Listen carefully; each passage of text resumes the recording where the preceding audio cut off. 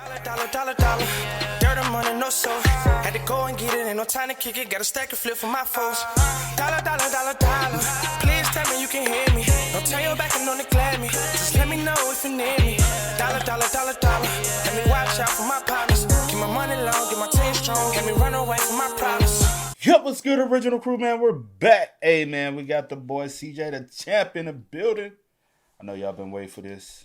It's not our fault. You know what I'm saying? We would have had it up for y'all right away. Y'all know how we do, but unfortunately, it was not our fault. Well, they said it was our fault, but it wasn't our fault. Yeah. It's their flawed platform. Yeah. But we're back. We got horrible anime dads. What's a horrible dad to you, C? A horrible dad. Mm-hmm.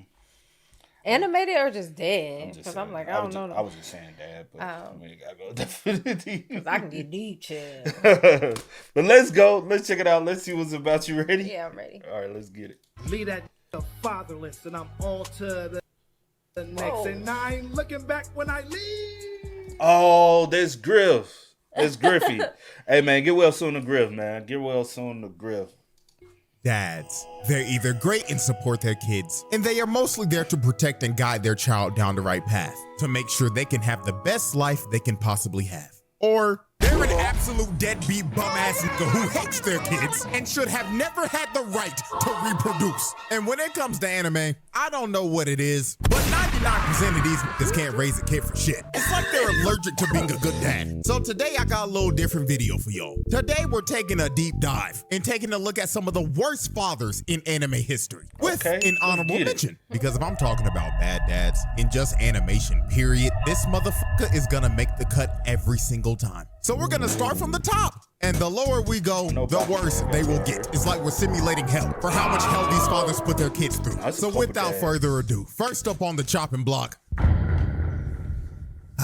good old Ging. Now we're starting off with Ging because everybody else on this list is 10 times worse than him. But it doesn't change the fact that this man Ging is the king of the deadbeats. Like when it comes to deadbeat dads in anime, Ging is easily the first nigga everybody thinks about. And I mean, the evidence is there. I mean, we all know the running joke. This man dropped his son off at his cousin's house and named him Gone. Because that nigga was gone 30 seconds later. This man is a stereotypical dad that went to go get milk and never came back. Bro really dropped off a whole baby and the child support bill on Mito because he knew he wasn't trying to pay that shit. And I ain't gonna lie, if Ging was my dad, I really hate this nigga. Because if he passed this ziggity zag ass hairline down to me, boy, I'd be sick. This man deserves the absolute worst for making his son inherit this shit. But besides all this man didn't come to see his son or contact him for 12 whole years. The only stuff he left for Gone was a cassette tape, a rusty ring, and a memory card for a PlayStation off of Craigslist for a game that he created that you could die in. Whoa. I kid you not, the nigga deadass left a message on a cassette tape that said, "Hey, Spark, so, you wanna find me? Well, I don't wanna see you, little nigga. Matter of fact, don't even chase me, little nigga. I'm gonna be so real with you. But, if you do become a hunter, then beat this game that I made called Greed Island. It's basically Sword Art Online. So that means, don't die in that bitch." Oh, Jesus! I think somebody just died. But, you'll be fine. Anyways, though, you beat that? Then I'll maybe finally talk to you. Well, good luck, sport. But I'm gonna be so real with y'all, the shit that really pissed me off about Ging in the moment that showed everyone that this nigga ain't shit was when Gon was in the hospital. Now, Gon was fighting for his life after his fight with Pito. He was on life support and he was about to die. And Ging did not bother to visit him once when he was literally across the street. Not even a 5-minute walk. The lazy bastard didn't even want to go to the hospital to see his son that could have died. Like I'm telling y'all, when Leorio called this man out in front of everybody, it was pure satisfaction. Bro got on the mic and was like, I got a question for Mr. Ging. Hey yo, why haven't you gone to visit your son, you bum ass nigga? You deadbeat, musty, dressed in rags, bitch. You over here answering questions for people you don't even know. Meanwhile, your own flesh and blood is about to die. So answer the question, hoe ass nigga. Why have you not gone to see your son?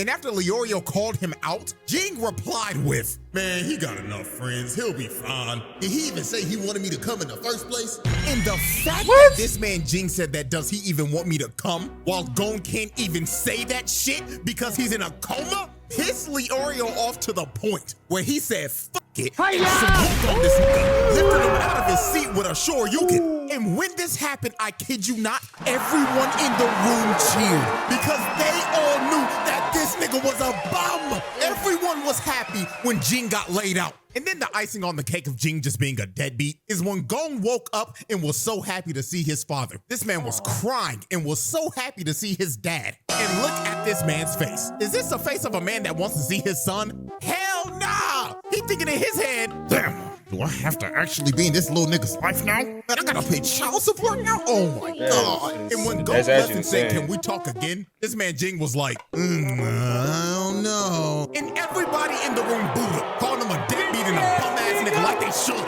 And this man Ging was ready to swing on everybody. So that was your pops, you swinging? You said you're gonna have to put hands on him? Yeah, maybe.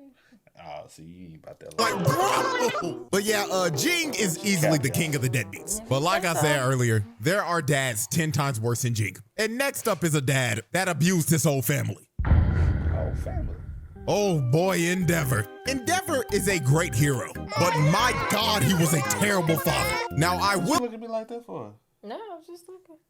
say this, Endeavor without a doubt is the most improved father on this list. He's actually trying to do better, but the way he was moving before his whole redemption was awful. This nigga was a piece of shit that mentally abused and broke his entire family apart. And this was all because he was a hating ass nigga. You see, Endeavor was obsessed with trying to be better than All Might. So when he finally came to the realization that All Might was just better than him and it was just a skill issue, he decided, if I can't be better than him, then I'll make somebody better than him. So this man went out and bought a wife so he could make a hybrid baby with her that would have his flame quirk and her ice quirk. He wanted to make a little half-breed avatar, and the first child they had was Toya, aka Dabi. Now, Dabi inherited a strong version of Endeavor's quirk, but his body couldn't handle the heat because his body was physically built to resist the cold because of his mother, not heat. So Endeavor considered Toya a failure, so he continued to have more kids. He had Fuyumi and Natsuo, and guess what? They didn't live up to the hype that Endeavor wanted. So then he tried one last time, and he finally had a baby that had both quirks, and that was Shoto. And when Endeavor finally had Shoto, he was so obsessed with them, he just gave up on all of his other kids and told them not to be heroes. I mean, this nigga straight up told Toya in the nicest way possible. Listen here, son, not gonna lie, gang, you ain't got what it takes. You can't be a hero. You can't be better than All Might. Just give up. And this was the start of this family just breaking apart, because after Endeavor told Toya this, he straight up tried to swing on baby Todoroki. So after Toya tried to swing on his baby brother, Endeavor straight up told his wife, keep Shoto away from the other kids and don't let Toya out of your sight. So this is when he just started to neglect his other kids, and the only kid he cared about was Shoto because he was his perfect creation. So he put Todoroki through some hellish training, like he was beating this little nigga's ass. And when his mother came in to try to stop him, he just hip-slapped her right in front of his kid. And this wasn't even the last time he hit his wife, because one day Toya came back to his dad and told him, oh my God, Pops, I've been training right, and not gonna lie, gang, I think I understand it now. You should come watch me, Dad, please. And when Endeavor heard Toya was training again, he went to his wife and slapped the shit out of her right in front of his kids and started yelling at her and cussing her out. And this was the start of Todoroki's mom's mental health just declining, because every time she looked at her kids, she saw Endeavor. And this led to Todoroki's mom throwing boiling water on Todoroki's face, giving him the Zuko scar because she straight up snapped and tweaked out because she couldn't even see her kids the same. Her mind was broken. So he straight up threw her in a mental insane asylum. And then since he completely neglected Toya, Toya went up in the woods thinking his dad was coming. And when he realized he wasn't, his emotions took over and his flames became out of control.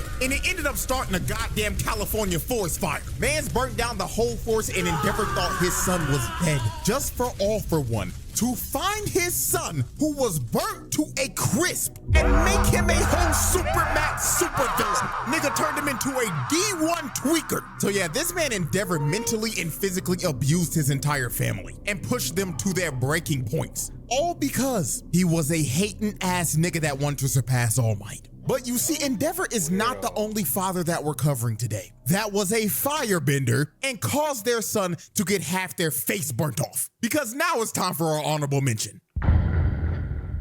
Now y'all should have known damn well. I ain't gonna lie, yeah, these dads trash. What you Yeah, said? beyond throwing by the wayside. I don't think none of us will.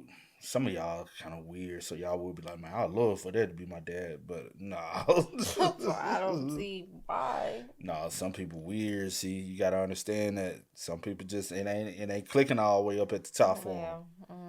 If I'm making a video about bad fathers, this man Ozai will make the cut every single time. Ozai is just flat out one of the worst fathers in fiction. This man is an actual evil narcissistic psychopath. And the way he treated his kids, whoa boy. There was a reason Zuko was a depressed dickhead and Azula was a psychopath. It all goes back to their father. So first, let's start off with Zuko. And we have to dive all the way into the comics for this. Now, the whole family was having dinner, right? And Azula was talking about how she set her firebender's teacher's pants on fire. So Ozai, of course, was glazing Azula because she was clearly his favorite child. And he was straight up enabling Azula's bad behavior. Talking like, your teacher sounds like a fool. I'll have him sent back to the colonies. So Zuko chimed in and said, he's not a dummy. He just thinks that proper firebending has to start. And Ozai cut Zuko off and he is pissed. And he says something that a father should never say to their child. He told Zuko, Zuko, how dare you lecture your sister on firebending? You know, little nigga, let me let you in on a little secret. When you were born, we weren't sure if you were a bender at all. You didn't have that spark in your eyes. I planned to cast you from this palace. How embarrassing for a prince of the Fire Nation to have a non-bender as a firstborn. Lucky for you, little nigga, your mother and the Fire Sages pleaded with me to give you a chance. Azula, on the other hand, never needed that kind of luck. She was born lucky. You were lucky to be born. This man snapped on his child at the dinner table, bruh. He basically told Zuko that he ain't shit, and you were lucky that I felt like blowing your mama's back out to make you. But it just keeps on getting worse from here, bruh. Because the next awful thing he did to Zuko was, of course, the Agni Kai. So this all started in a war meeting. So this one general came up with a plan that would have an entire division of new Fire Nation recruits be used as bait to distract the Earth Kingdom's forces so a better division could attack from the rear. Now, obviously, this plan is terrible because they're literally throwing new recruits out there to die. So Zuko spoke up and said that this plan was straight garbage and you're sacrificing and betraying loyal soldiers of the Fire Nation. And when he said this, all the generals just stopped and looked at this nigga because Zuko spoke out of line when he wasn't supposed to. So Ozai saw this as disrespect to the general. And the only way to settle this was an Agni Kai. So Zuko thought that he was going to be dueling the general. But when Zuko turned around and saw his opponent, it wasn't the general. It was Ozai. Because Ozai thought that it was disrespectful to him because Zuko ran his mouth in his war chambers. So Zuko was pleading to his dad like, Dad, please, I'm sorry. I didn't mean it as disrespect. But Ozai was like, stand and fight, Prince Zuko. Don't be a bitch. Stand up and fight for your honor. So Zuko refused to fight Ozai, and Ozai proceeded to burn half of his face off in front of a live crowd. And then after he gave Zuko his scar, he banished him and forced him to have this ugly as a bald ponytail that nobody should ever be forced to have, and told him don't come back till you find the Avatar, who has been missing for over 112 years. Ozai was basically telling him, don't ever come back, little nigga. And the only way you're coming back is if by the grace of God you get lucky to find a little bald nigga that has been frozen for over a century. Now let's move on to Azula. Ozai made Azula do all of his dirty work. This man just sat on his throne the entire series and sent his 14-year-old daughter to take over the entire Earth Kingdom while he just sat there and didn't do shit. Then he took Azula's plan for Sozin's comment that she made and straight up left her out of it. Nigga said, you can stay here and be Fire Lord while I go burn the world. And when he left his daughter to be Fire Lord, she went off the deep end and spiraled into madness while this nigga was having the time of his life burning the entire world. Ozai, without a doubt, is one of the worst fathers of all time. Yeah. I think they got some. The fourth Kazekage is easily the worst dad in the Naruto series, and is just flat out one of the worst dads in anime history. This motherfucker ain't shit. He had Gaara living one of the worst childhoods of all time. Nigga, who's a good anime dad at this point, bro? You know what I'm saying? Right. Who would you classify as a good anime dad? Like, yo, that's a good dad. Because even like in what's the one we watched?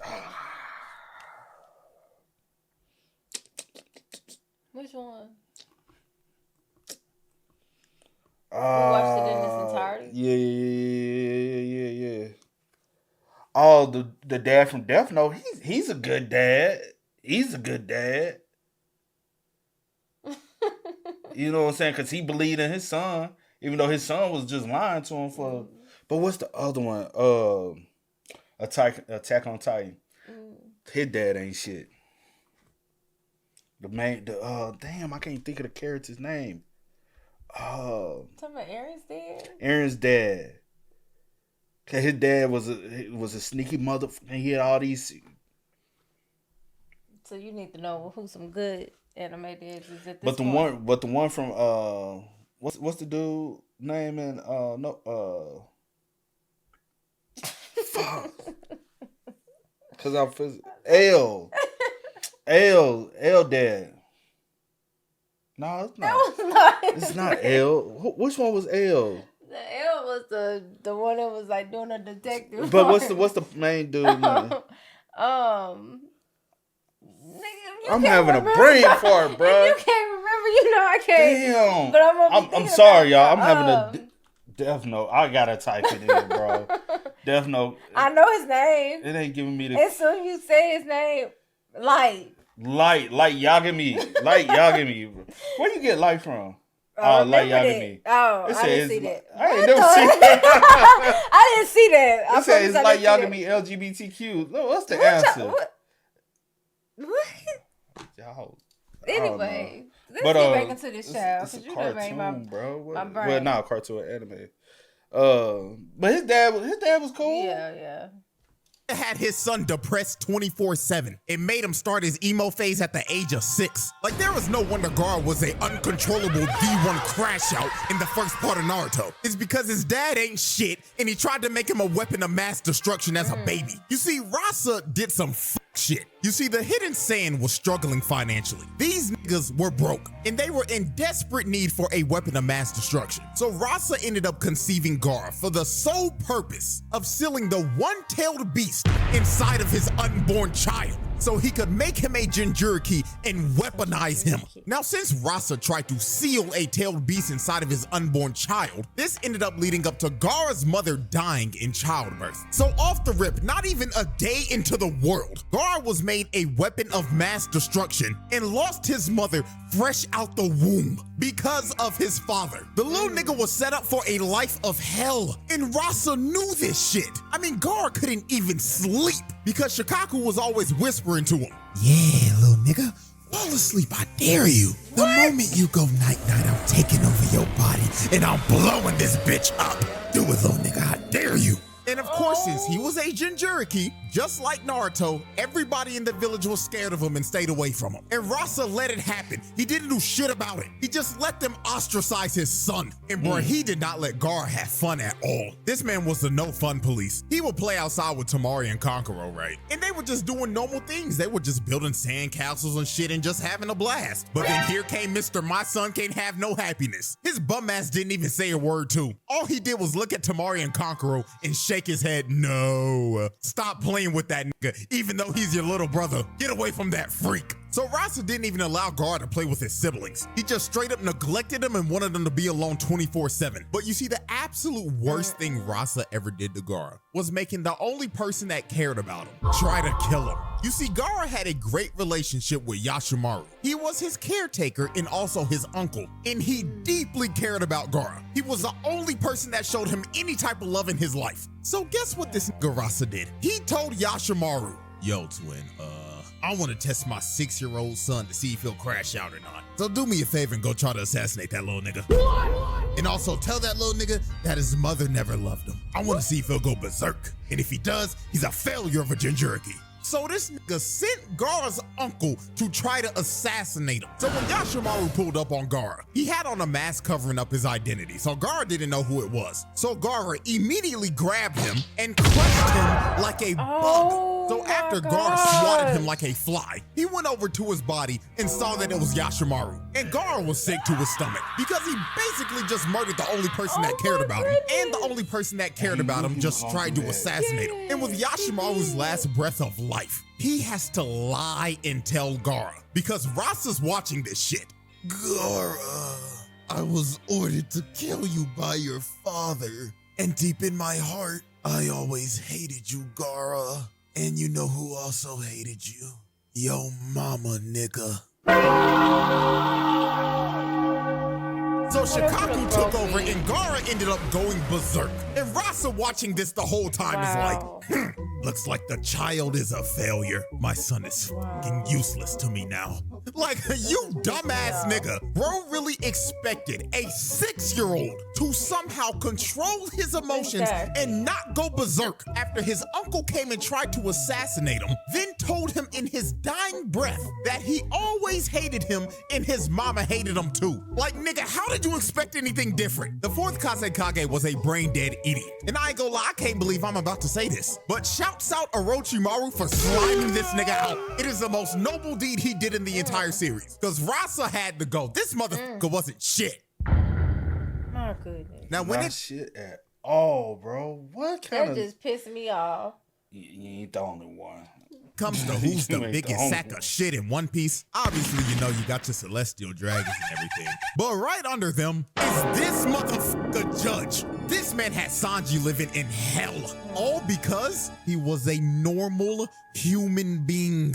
You see, Judge wanted all of his kids to be perfect weapons for Germa 66, and he went to the lengths of genetically altering his kids to the point where they would lack any type of sympathy. He wanted them to be emotionless weapons because Judge was a warmonger who terrorized the North Blue and wanted to conquer all of it to restore the Germa Empire to its rightful glory. Now, Sanji was the oddball of the family because he actually had emotions and was just a regular human because of his mother. Because when she was pregnant, she took a drug to try to stop the genetic mutation that Judge was trying to do to their kids. Now, this made her bedridden and she ended up dying because of this. And it only worked for Sanji. His other 3 brothers was some emotionless dickheads because of the genetic mutation. So Judge put all of his kids through intense training. And during this training, Sanji always fell behind. So when Sanji was basically failing every single training exercise, Judge became disgusted with Sanji. He was so disgusted with this little nigga that he would let his other brothers beat the shit out of him.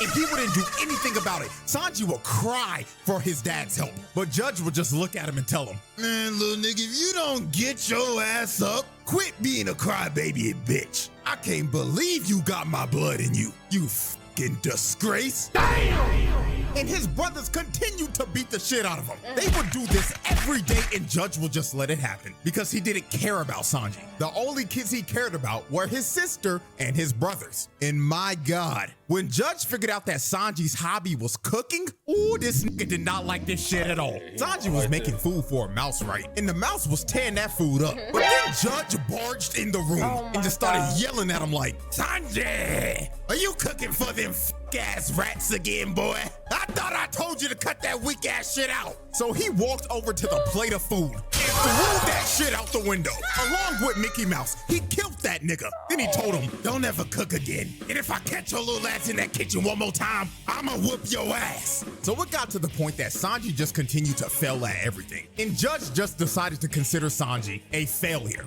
So this man did one of the worst things I've ever seen. Judge decided to fake Sanji's death, and he threw him in a dungeon and locked a metal helmet on his head and just locked him up forever so he never had to see him again. And he stayed in this cell for 6 months. And while he was in this prison cell, his brothers would go in there and just beat the crap out of him for no reason at all. They would just do this for fun. So this got so brutal that his sister couldn't take it anymore. So she just broke him out so Sanji could run away. Now, when Sanji was trying to make his great escape, Judge found him trying to leave. So Sanji stood up to Judge and told him, I'm leaving, old nigga, and there's nothing you can do to stop me. And Judge just looked at him and said, okay, Don't hit your head out the door, little nigga.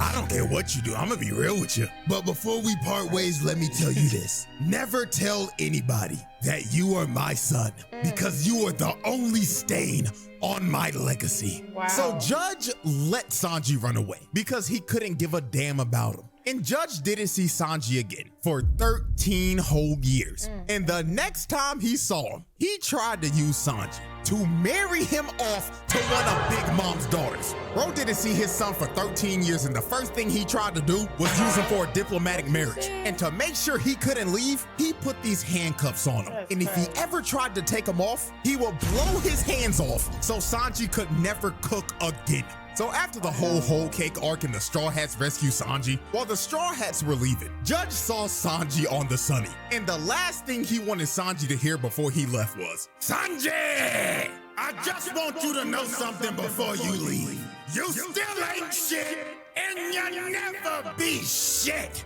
Not gonna lie, gang, if your pops was talking to you like this after years of abuse and neglectment, ain't gonna lie, you might have to slime that nigga because that's insane. Yeah. Judge rightfully earned his reputation as one of the worst fathers in anime. Worse. Yeah, horrible.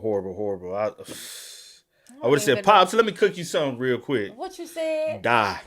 Cook you death. Oh boy. Ladies and gentlemen, we've reached the final father we will be covering today. And this motherfucker, Shou Tucker, is arguably the top one worst father in anime history. In my personal opinion, he's the worst. Now, if you've never seen Full Metal Alchemist and you don't know who this nigga is, I'm warning you right now, this shit is about to get dark. So, Shou Tucker was a state alchemist that was known for his work about chimeras. And Shou famously got his state alchemist license for making a chimera that could speak the human language. And he did this 2 years ago. So when we first meet Shou, he just looks like an average run-of-the-mill middle-aged dad who's had a couple of midlife crises, as we can see clearly from his hairline, because that shit's receding like a motherfucker. But Shou had a daughter named Nina and a dog named Alexander, and they looked like a pretty happy family. Now, the house was nasty as hell. The dishes look like they ain't been washed in a week, and the shelves look like they haven't been dusted in ages. And Shou says the reason why the house is like this is because his wife left him and his daughter, and she left them 2 years ago. So after Ed and Al met Shou the first day, when they were leaving, Shou was informed that assessment day was coming up. And assessment day is an evaluation to see if you can keep your state alchemist license or not. And last assessment day, Shou laid an egg. That nigga failed. So this next one coming up was make or break for Shou. Because if he did ass on this next test, he would lose his state alchemist license. So the next day Ed and Al came over, they came and played with Nina and Alexander. Cause Nina was sad because her dad was locked up in the lab the whole day. Cause he was contemplating what could he possibly do to pass the next evaluation day and not get fired. So Shou came up with one of the most sick, vile, disgusting, disturbing ideas ever. When Ed and Al left on the second day, this nigga told Nina, "Hey Nina, I've got a great idea. Do you want to play with Daddy tomorrow?" And of course Nina was happy because she was finally gonna get time to spend time with her dad. But this was not gonna be fun father-daughter time like Nina thought she was about to have, because the time she was about to spend with her father was about to change her life forever. So Ed and Al come back on the third day. So when they first came in the house, nobody was there to greet them. So they decided to look around to see if they could find anybody. So they went down to the laboratory and they found Shou in there with some type of creature. So Shou greets them and tells them, "Boys, I've finally done it. I've made a chimera that can speak and understand the human language." So at first, Ed and Al were happy for him because this looked like the scientific breakthrough that Shou needed to pass evaluation day. So Shou told the chimera to introduce yourself to Ed. So the chimera started speaking to Ed, saying, "That person, Edward. That person, Edward." And then the last thing the chimera says made niggas sick to their stomach. It said, "Big brother Ed." And look at Shou. Look at how he is standing, bro doesn't even look human right here. I'm gonna be so real. So then to make sure Ed wasn't tripping, he asked Shou, when did you get your state alchemist license? And Shou says, 2 years ago. Then Ed asked him another question. When did your wife leave? And Shou states, let's see. That was about 2 years ago as well. So then Ed asked him one final question. He asked, where the fuck are Nina and Alexander? And he tells him, can't you tell? They're in this room with us right now. Oh my goodness! And it all clicked from there. Yes. This nigga made Nina and Alexander do the fusion dance and turned them into motherfucking dog nigga. And guess what? The wife? Yeah, she ain't leave, nigga. Shou turned her into a chimera 2 years ago. That's how we got a state alchemist license. So Ed slammed Shou on the wall. And Shou didn't even feel bad about it. This crazy bastard was all smiles and was just saying, oh, this is just human evolution. This is progress. No, so Ed starts beating this nigga's ass. He punched bro for about 30 seconds straight, and he was going to kill him. And I ain't gonna lie, he should have killed the nigga right here. But Al stopped him because Nina Xander was still watching him the whole time. And she was telling him, Big brother Ed, why are you beating up daddy? So Ed stopped because it was just too much, bro. And this pathetic bastard Shou was so delusional after getting his ass whooped, bro was saying, I did it. I made it in time to keep my alchemist license. Dude didn't even care about his daughter or the sick ass shit that he just did. All he cared about was keeping his status as a state alchemist. So obviously they arrest this sick ass nigga and put his bitch ass on house arrest. And while he was locked up in his house, Scar broke in. So he walked up to Shou and did what needed to be done. He gripped this ugly ass nigga by the face and electrocuted him, sending his ass to the bottomless pits of hell. And then after he boomed Shou, Scar just decided the best thing for Nina was to just put out her misery. So he kills the fusion of Nina Xander. So yeah, man. This man Shou was a sick nigga. He turned his wife into a chimera, then made his daughter and the dog do the fusion dance. Like, there was a reason this man is universally agreed upon as the worst father in anime history. Well, ladies and gentlemen, that was a showcase of some of the worst dads in anime history. And if you're wondering, but CJ, what about all these other horrible, deadbeat, sick-ass niggas? Don't worry, I got you. I got a whole nother 6-man lineup ready to fire off. So if y'all down, we'll run this back after like the next trial or something. But with that being said, hope y'all enjoyed. And for all my dads and future dads out there, keep doing what you doing and don't be like these niggas. Facts. Please don't be weird, bro. All these dads was weird. Weird. The mama shouldn't. Let's not even go there. You know where we're headed, don't you? Y'all spam us up in the comments. Y'all let us know y'all thoughts in the comments for us down below. But until next time, y'all know how it go, man. I do go by the name DJ New Kid. This is Here in the house. We are. Kid and C. We are. Go and get it, ain't no time to kick it. Got a stack of flip for my foes. Dollar. Please tell me you can hear me. Don't turn your back and don't neglect me. Just let me know if you need me. Dollar.